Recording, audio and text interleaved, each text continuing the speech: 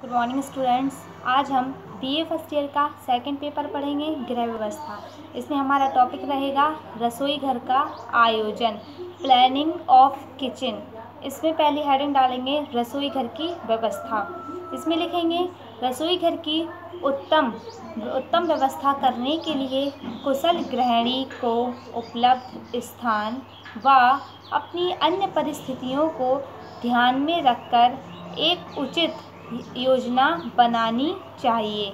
रसोई घर की योजना भी गृह के अन्य भागों की भांति ही सुविधा व स्वच्छता व सुंदरता के सिद्धांत के आधार पर बनानी चाहिए। सुविधा से तात्पर्य यह है कि रसोई घर का सब काम कम से कम समय व परिश्रम से ही सर्वोत्तम होता है। अब इसमें हेडिंग लिखेंगे रसोई घर के प्रकार, टाइप्स ऑफ किचन। इसमें लिखेंगे रसोई घर के प्रमुख उपकरण 3 हैं: सिंक, चूल्हा, फ्रिज। विभिन्न प्रकार के रसोई घरों में इन्हीं तीनों को विभिन्न प्रकार से व्यवस्थित किया जाता है। इस आधार पर रसोई घरों के मुख्य प्रकार निम्न हैं। पहले जिस प्रकार का रसोई घर होता है उसमें पहली हमारी हेडिंग आएगी एक दीवार वाले रसोई घर, द वन वॉल किचन। इसमें लिखेंगे इस प्रकार के रसोई घर उन घरों में आयोजित किए जाते हैं जहां पर घर छोटा हो व स्थान की कमी होती है। इस व्यवस्था में कमरे की केवल एक ही दीवार का उपयोग रसोई घर के लिए किया जाता है। इस व्यवस्था में रसोई घर में कार्य के तीनों क्षेत्र एक ही दीवार के सहारे व्यवस्थित किए जाते हैं। जो एक दीवार वाला रसोई घर होता है वो उसका प्लेटफॉर्म एक ही दीवार पर होता है। जो उसकी 3 दीवारें होती हैं वो एकदम फ्री होती हैं। तो इस प्रकार के एक दीवार वाले रसोई घर उन घरों में बनाए जाते हैं जहाँ पे जगह कम हो, जहाँ पे स्थान की व्यवस्था कम होती है। जो तीनों दीवारों का काम होता है वो एक ही दीवार पर किया जाता है। इसमें सिंक मध्य में होना चाहिए। सिंक और कुकिंग रेंज के बीच पर्याप्त लंबाई का प्लेटफॉर्म रहे ताकि भोजन पकाने में असुविधा ना हो।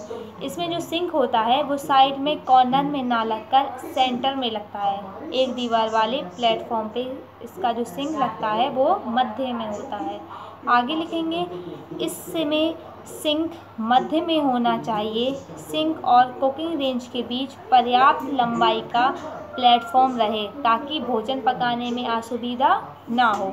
आगे रेफ्रिजरेटर और वस्तु संग्रह दीवार के विपरीत सिरों पर होने चाहिए। कमरे की शेष 3 दीवारों का उपयोग भोजन करने, लिखाई, बुनाई, सिलाई, इस्त्री करने आदि कार्यों में किया जा सकता है। इन 3 दीवारों में से किसी दीवार पर वस्तुओं को रखने के लिए अलमारियां भी बनाई जा सकती हैं।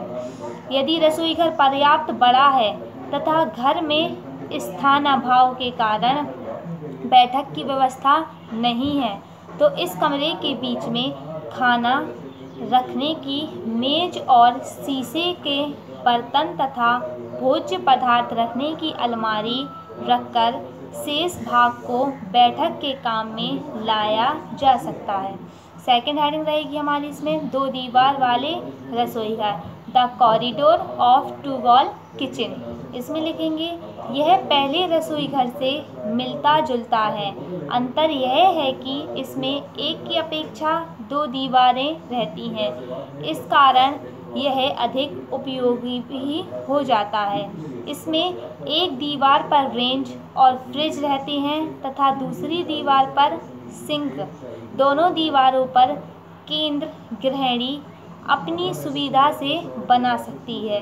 फिर भी वह यह देख ले कि सिंक और रेंज के बीच कम से कम फीट का फासला रहे। जो 2 दीवार वाले रसोई घर होते हैं वो भी एक दीवार वाले रसोई घर से मिलते जुलते होते हैं। इसमें 2 दीवारों का प्रयोग किया जाता है। फिर भी ऐसा रसोई घर गृहिणी को कुछ सुविधा देता है। चूँकि अधिकतर सामान पास ही रहता है और गृहिणी को अधिक चलना फिरना भी नहीं पड़ता है। थर्ड हेडिंग आएगी हमारी इसमें यू आकृति के रसोई घर। इसमें लिखेंगे यू आकृति वाले रसोई घर में 3 दीवारों का उपयोग होता है। इस आकृति के रसोई घर की व्यवस्था में भी 3 क्षेत्र, वस्तु संग्रह करना और भोजन पकाने की तैयारी करने का। सेकंड, सफाई एवं धुलाई करने का।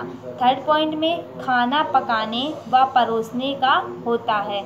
इस प्रकार के रसोई घर में उक्त 3 क्षेत्र स्पष्ट रूप से पर्याप्त पृथक पृथक होते हैं, क्योंकि ये तीनों व्यवस्थाएं 3 पृथक पृथक दीवारों के सहारे की जाती हैं।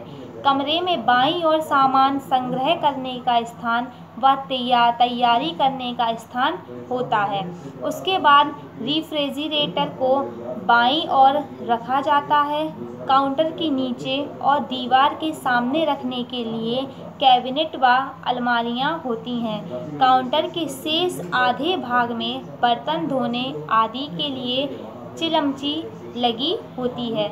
लास्ट हेडिंग रहेगी इसमें हमारी एल आकार का रसोई घर। इसमें लिखेंगे एल आकार का रसोई घर भी उत्तम है और काफ़ी प्रचलित भी है, हालांकि यह उतना सफल नहीं है जितना यू आकृति का।